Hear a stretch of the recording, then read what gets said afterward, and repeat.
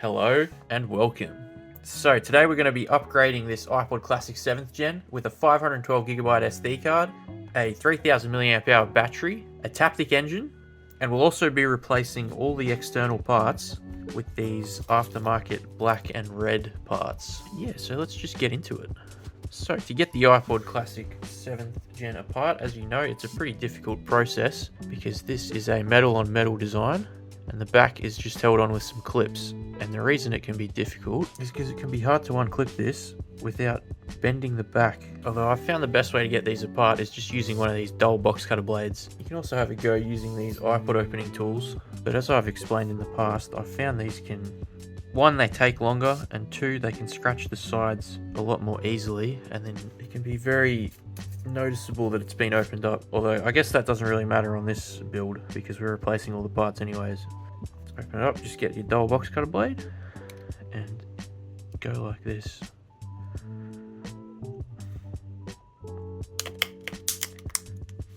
Insert it into the sides, just wiggle it back and forward. As you can see, things will start to pop up like that. If I was reusing these parts, lock that first.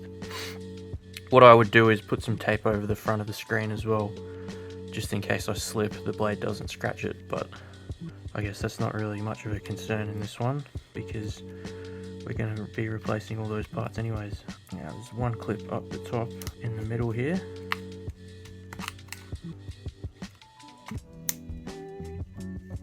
Which looks like we've got out.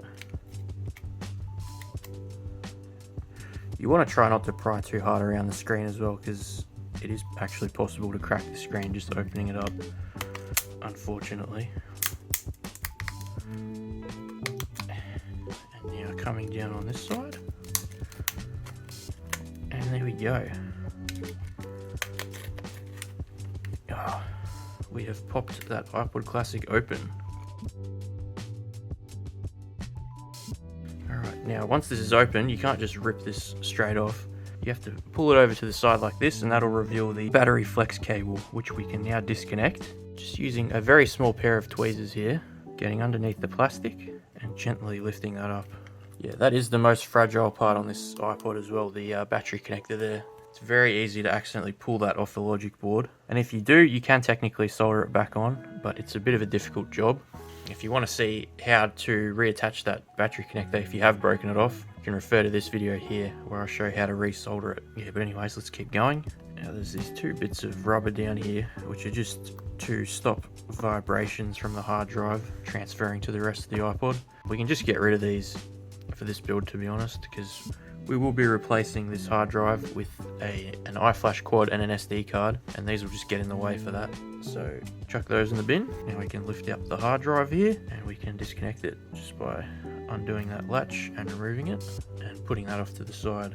Now to remove the back half, all we got to do is disconnect this headphone jack flex cable here as well. There's a bit of adhesive under there as well, as you can see, although it's not very strong. And now we can put that off to the side as well. Now we have our front half. So yeah, we'll get started with the front half first, installing our new black faceplate, red clip wheel, got a new black button as well, and on my faceplate the front plastic has come separate. First things first, we got to disassemble all this. What you want to do is get out one of these little magnetic mats, something to put the screws on. Alright, now let's undo this LCD flex connector here. Just using a small blade you can undo the clip like that. And here we go, we can disconnect it. They are fragile, so don't be too rough with it. Now we can get our screwdriver and undo the 6 screws running up and down each side. It is important to use an appropriately sized screwdriver when undoing these, because if you use one that's just too big, I don't know, you might have a hard time, and you may even strip some of the screws. So if you don't have a screwdriver that's specifically for phone repairs, I'll put a link to one in the description. It's a lot better than just using one of those big screwdriver kits, I guess. They're only like $10 as well, so would definitely recommend picking one of those up. That little clip at the top has bent in a little bit, which is semi-common when opening these up, so I'll just bend that back slightly. Now we can lift the mid frame out.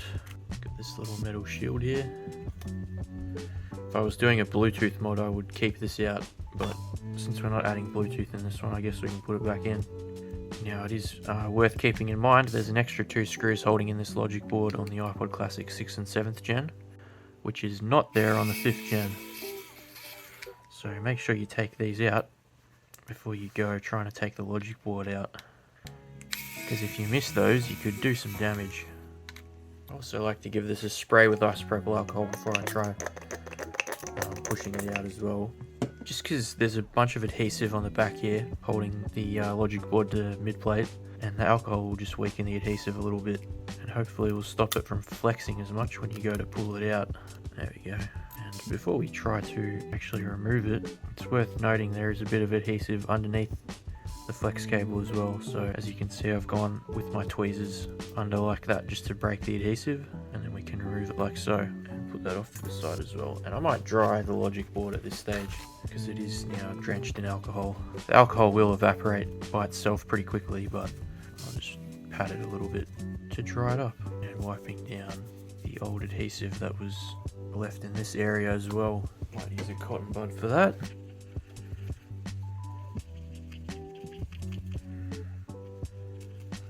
Alright, that's good enough.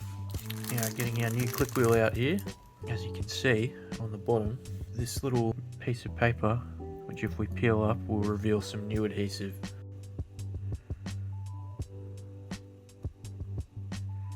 Make sure you slide it all the way in before you stick it down, and closing up that connector. We can now fold that over like this. Alright, grabbing our metal mid plate or a frame, whatever you want to call it, and we can put these 2 screws back in.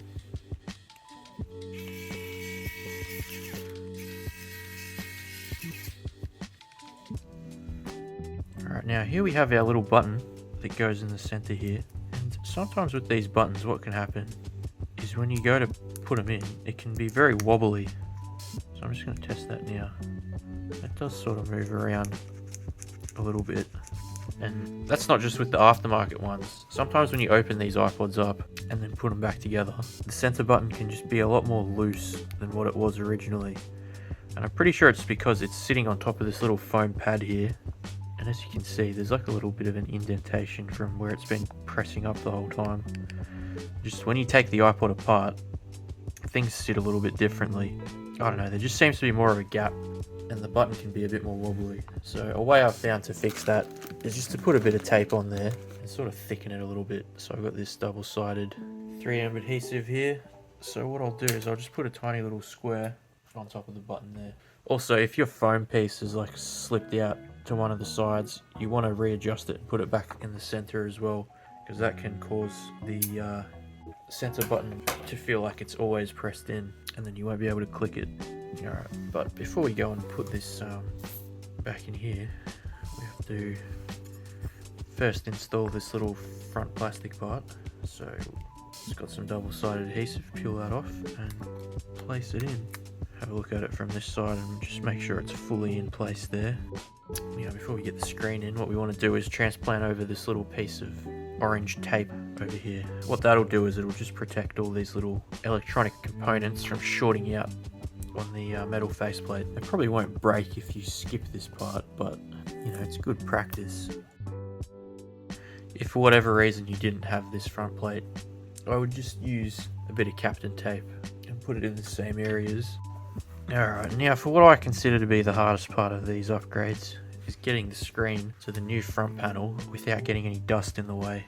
Yeah, this LCD will be kind of stuck down to the old front plate, so what you can do is just pop it up a little bit. Don't pull too hard on it, because you could damage it if you bend it in a weird way. Just get it loose like that first. I think there already is some dust underneath here, unfortunately, so we're going to have to wipe that down. There's just a couple of specks. You can get a clean cotton bud with a tiny bit of alcohol sprayed on the end, and then just have a go getting these little specks out. It can be sometimes a little bit hard to tell what specks of dust are on the bottom and what's on the top. Alright, it's going back together now. Alright, there we go. Now we can get these screws back in. Continue reassembling the iPod. Yeah, if you do have to replace the screen or the front plate on your iPod Classic, just keep in mind that it can be very difficult to get back together without getting any dust in the way. There may be a couple of minor specks.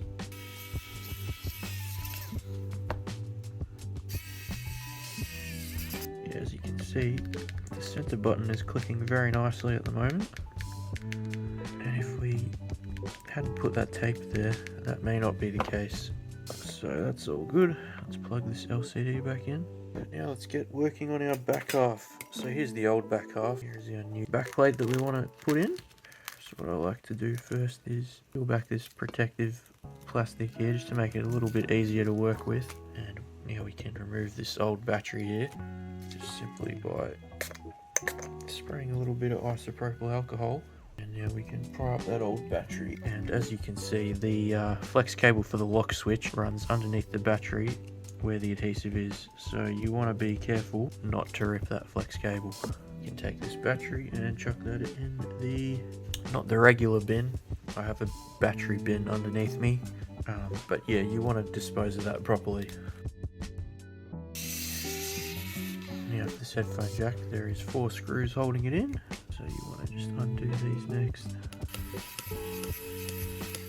And this flex cable can be adhered down in a couple of parts, so you want to be careful not to rip it as well.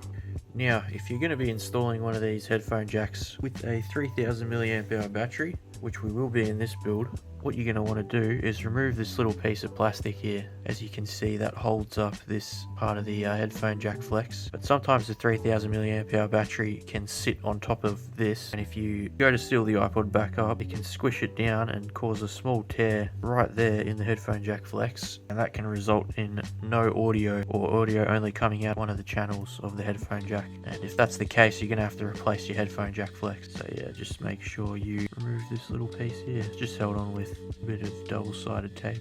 So remove that and you can sort of flatten this out like that. Alright, now we can screw this into our new back plate. Little nub there doesn't really want to fit in to the hole on this back plate, so we may have to remove it. Yeah, the tolerances on these aftermarket parts aren't always as good as the originals, just keep that in mind.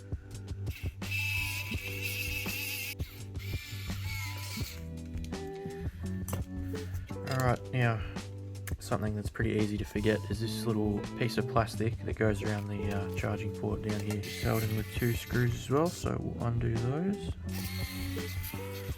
and then transplant this over here.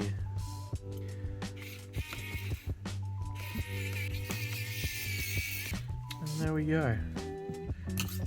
Now we can plug this back into the front half just like this.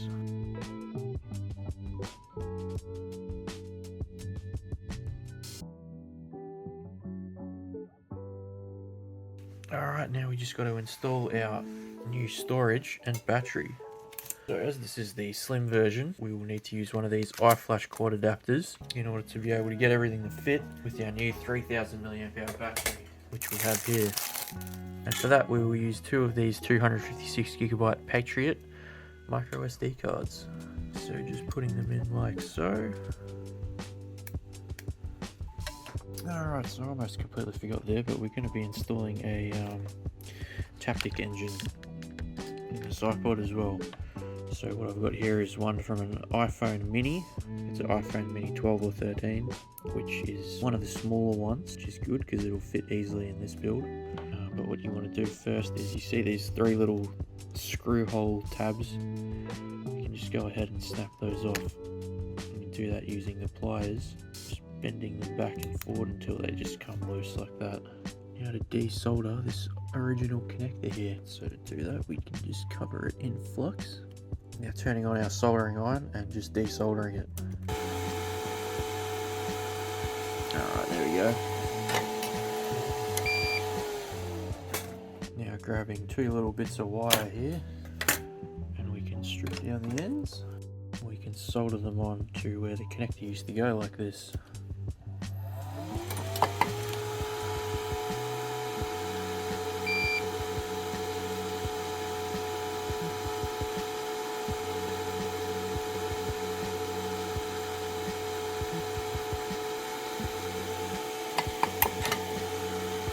there we go.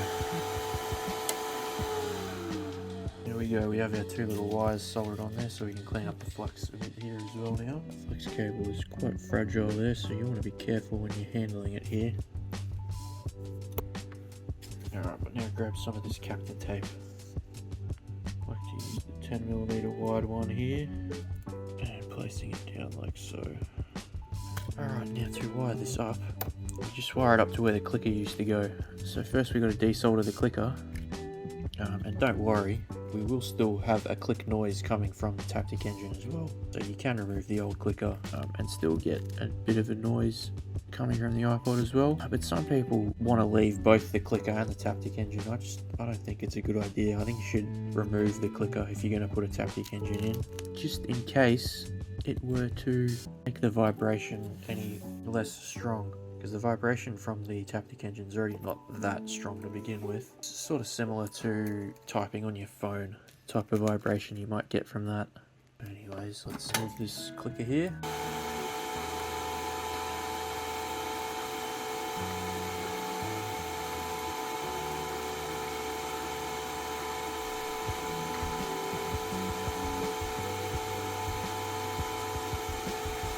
Before I go ahead and solder the other side on, I might actually glue this into place first. So what you want to do is scrape down some of the paint where we're going to glue it in, just because the super glue doesn't stick very well to whatever paint they've used here. So every time I glue stuff in, I just like to grab one of these little filing tools and just sand down a little area.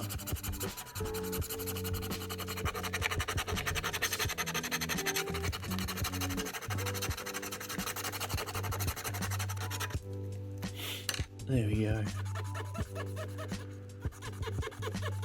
Wiping some stuff up with the cotton bud there. Just give it a bit of a clean. Now we can apply a small bit of super glue to this side of the Taptic engine here. And now we can just simply stick this into place. Alright, now we can solder these two wires into place, and it doesn't really matter what way you put them on.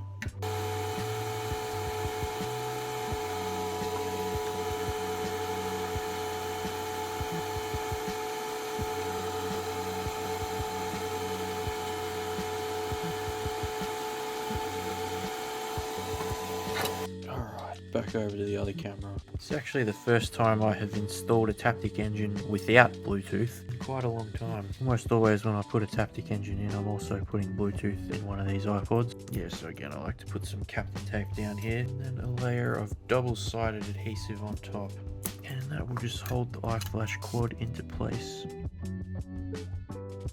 Oh yeah, another thing with this 3000 mAh battery, you kind of want to push this hard drive flex cable down a little bit like that, just because when you put the 3000 mAh battery in, it can kind of push down on it, and if it's in a weird position, that may not be good. Yeah, so this setup here with the 3000 mAh battery and the iFlash quad should get quite a good amount of battery life, probably looking at maybe 100 hours of continuous music playback. Yeah, now we have to restore the iPod with iTunes. So let's plug this into the computer now, and we'll go ahead and do that. Click OK, and then restore iPod. Use same version, restore. And if you've never restored an iPod through iTunes on your computer, it'll download the file first, but I already have that. It has now finished restoring through iTunes. And a new little loading bar will pop up on the screen along with the Apple logo. And once that's done, we should be booting up here into the iPod OS. And there we go. And here we go, it's now come up in iTunes, continue. And as you can see, there we go, 465.64 gigabytes. Putting some test songs on here so we can check that everything works. And here we go, we are now booted up in the iPod OS. So at this stage what I like to do is just test pretty much everything before we seal it back up, just to see if there's any issues. So I'll test the headphone jack, which as you can hear does work. Test all our buttons out, which do all appear to work quite nicely. we've got the right amount of storage and everything. And I don't know if you can hear it, but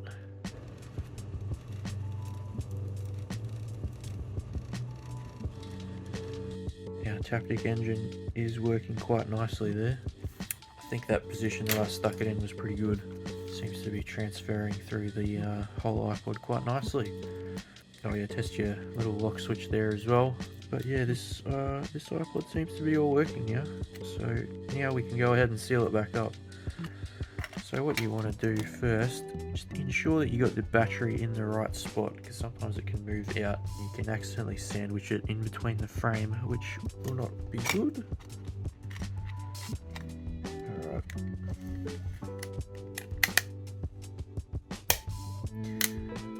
And there we go. Now, yeah, these are a pain to open back up, so you do want to make sure you get everything right the first time, so we don't have to open it back up in the future. Let's wipe it down a bit. These things can be a bit of a fingerprint magnet sometimes. But yeah, there we go. There we have our custom red and black iPod Classic 7th gen. Looking all nice. But this iPod is now done and ready to be sent back to the customer. Just got to reset it and package it back up. But yeah, I hope you liked this video. If you did, give it a like, subscribe to the channel and all that. Yeah, but if you wanted to send in your iPod to get it modified similarly to this one here, I'll have links to book my mail and repair service in the description below.